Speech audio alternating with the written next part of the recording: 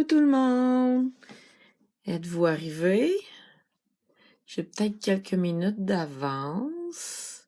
Je vais aller voir si mon vidéo fonctionne bien. Ouais, et puis je me vois en plus. Je vais regarder ça. Comment? Je vais me tasser juste un petit peu.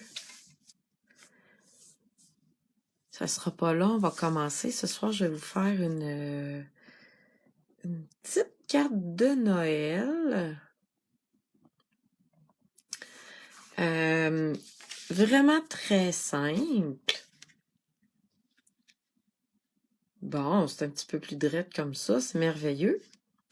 Bon, donc, petite carte de Noël ce soir, simple, avec du matériel de base quand on bricole un petit peu.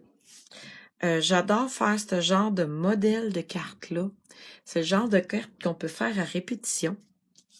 Donc, je vais vous montrer plusieurs versions, de la plus facile à de la plus compliquée. Mais ce soir, je vais quand même faire celle-ci. Donc, je vous invite à me laisser des commentaires. Est-ce que je vais les voir? Je pense que oui. Habituellement, je prends mon ordinateur. Là, je suis avec ma tablette. Bon, donc, on y va. Si vous aimez ça, n'hésitez pas à partager mon vidéo. Et puis, à la fin du vidéo, si vous aimez ça, ben moi, j'aime tout le temps ça, voir vos commentaires. N'hésitez pas à me poser des questions en même temps. On y va. Donc, c'est vraiment très simple comme carte.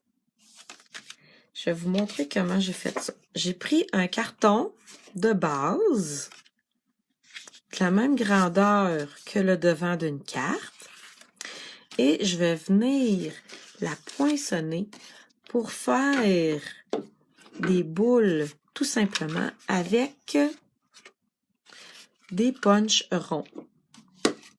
Donc, quand on commence en scrapbooking, moi, ça fait longtemps, je les ai, mes punchs, et c'est vraiment matériel de base à avoir. Oui, je vois vos commentaires quand vous êtes là. Donc, Josée est là. Bonsoir.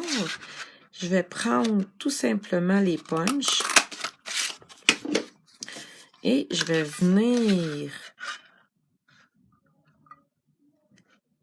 poinçonner des ronds ici et là pour me faire un poinçon de boule de Noël. Un pochoir de boules. Et voilà. Je mets mes ronds de côté et mon pochoir maintenant va me servir pour toutes les cartes que je veux faire. J'ai l'impression d'être full tranquille ce soir. Je suis pas énervée. Est-ce que vous avez passé une belle journée? Moi, oui. Super tranquille. Bonsoir, Diane. Je vais prendre mon carton de base. Je vais venir le plier en deux. Comme ceci. Et je me suis coupé un carton un petit peu plus petit que je vais venir déposer sur le devant ici de ma base de cartes. Mais pour commencer à faire mes boules, qu'est-ce que je vais faire? C'est que je vais prendre mon pochoir et je vais venir le fixer avec des petits diachylons comme ça, ici, des petits papiers collants. Pour l'empêcher de bouger, ça va être plus facile pour venir faire de l'éponge. Je vais prendre une petite éponge comme ça que je vais venir tapoter dans l'encre rouge, mais on s'entend que vous pourriez faire des boules de toutes les couleurs. Ça, là, c'est une technique que je faisais au tout début de mon scrapbooking, quand j'avais pas beaucoup de matériel, mais que j'avais des poinçons. J'aime encore ça. J'ai ressorti ça, cette technique-là, puis je me suis amusée. J'en ai fait plein, plein, plein. Je vais vous les montrer après. Donc, quand on vient chercher de l'encre dans notre pâte d'encre avec l'éponge, ça nous prend tout le temps une feuille brouillon à côté pour venir enlever comme le plus gros de l'encre pour pouvoir venir doucement venir remplir nos cercles. Si on essaye d'y aller trop fort, ça va faire comme une grosse tache. Je vais vous le montrer ici, là. Si j'essaie, là, ça se peut que ça fasse des grosses taches. Il faut vraiment y aller comme enlever le plus gros et après venir y aller doucement sur notre carton. Et on peut frotter aussi longtemps qu'on veut pour la couleur que l'on veut. Moi, j'aimerais savoir, à celles qui sont là, si la qualité de ma vidéo est bonne. Est-ce que vous voyez bien la technique que je suis en train de vous montrer? Donc, vous voyez, je fais ça avec toutes les boules. Je pourrais même m'amuser à en laisser une plus pâle et venir faire de l'ombrage comme ceci. Celle-là, je pense qu'elle n'est pas pire.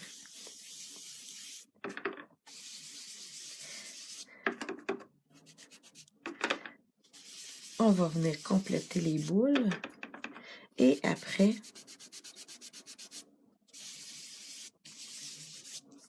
vous voyez ici, c'est tout simplement ce que j'ai fait.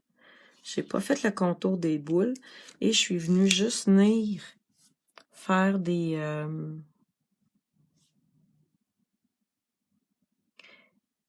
voyons, de l'ombrage sur mes boules avec un feutre. Et voilà. Si je voudrais y en donner un petit peu plus, je pourrais venir faire le tour comme ça ici de mes boules. On laisse le pochoir en place, donc ça nous aide à faire des beaux cercles ronds. Comme ça. Parce que faire des cercles à main levée, là, c'est pas très facile. Et voilà, mes boules sont faites. Avez-vous déjà fait cette technique-là? Moi, je l'ai déjà faite. Ça fait très longtemps. Donc, je vais venir prendre une couleur plus foncée que mon rouge parce que j'ai choisi un jeu d'étampe que j'avais dans ma collection avec des petites étoiles, des petits flocons de neige. Mais vous pourriez prendre n'importe lequel jeu d'étampe que vous avez pour venir décorer vos boules comme ça ici. Ici, il n'y en a vraiment pas beaucoup. J'ai choisi le kit sapin de Noël. Ici, il y a des petits flocons. Puis je trouvais les vœux de Noël très beaux. Donc, c'est celui-là que j'ai choisi pour faire mes boules. Mais vous pourriez essayer n'importe quel jeu d'étampe que vous avez chez vous. Et voilà. Êtes-vous prête? Tadam! Ça sera pas long. Roulement de tambour. Et voilà mes boules de Noël. Mon pochoir, je peux le garder pour en faire d'autres. Maintenant, qu'est-ce qu'il me reste à faire? C'est les cordes pour tenir les boules. Je vais venir faire comme la petite attache qu'il y a sur le dessus de la boule. Et le truc, c'est de pas faire de ligne droite. Si vous essayez de faire une ligne droite à main levée, c'est presque à coup sûr qu'elle va avoir de la croche. Donc, on part tout de suite en faisant des lignes croches volontairement. Comme ceci. Ben, elle n'a pas de l'air croche, ça a de l'air prévu comme ça, comme si c'est ça qu'on voulait faire. Puis en fait, c'est en plein ça qu'on voulait faire. Avez-vous des punchs à la maison? Avez-vous ça, des punch ronds? Ou peut-être que vous avez la Big Shot et que vous avez plusieurs ronds. Donc, vous pourriez à ce moment-là venir faire la même chose. Venir mettre des ronds un peu partout sur votre carte. Tiens, je vais faire différent. Je vais l'étamper dans le milieu, ici.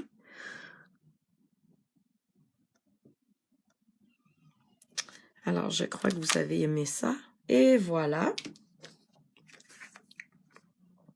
Là, j'ai fait une tache ici, hein.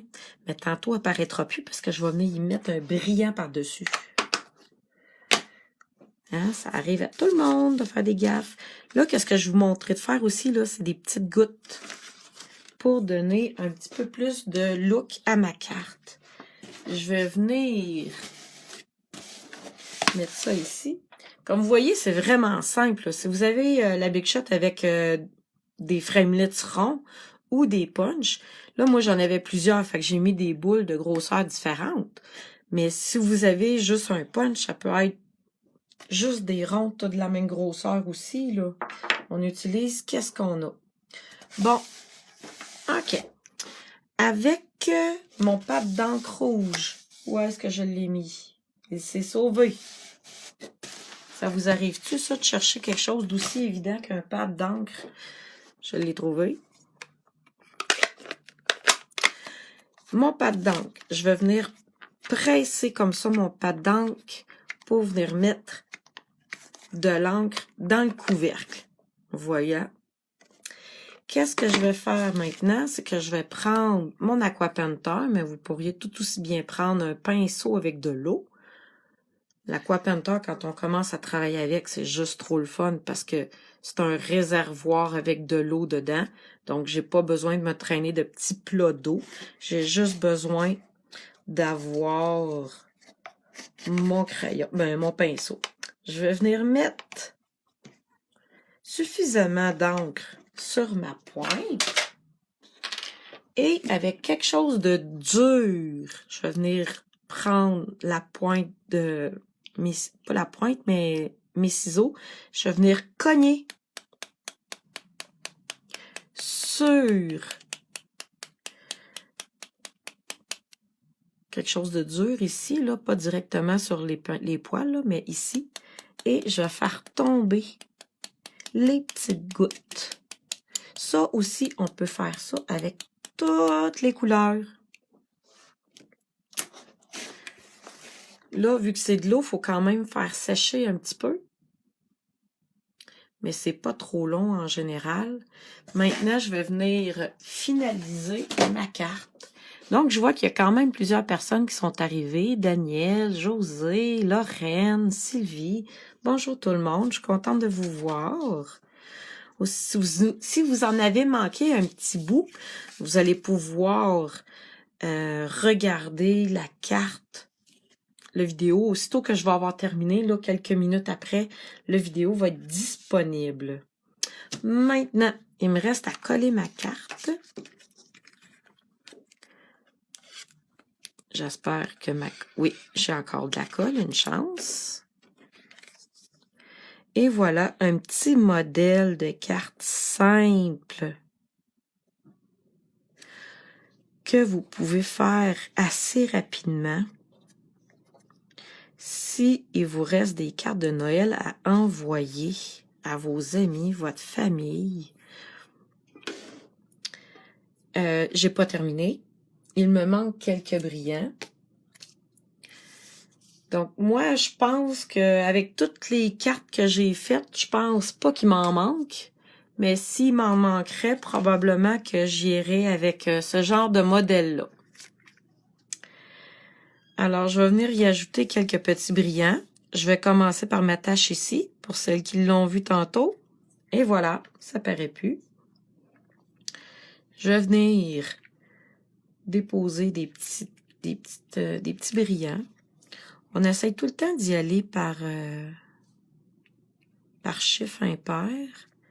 Là, je vais en mettre plusieurs, vu que ça va être l'élément décoratif de ma carte.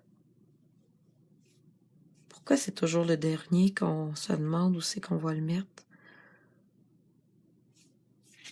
Bon, bravo Isabelle. Bon, tiens.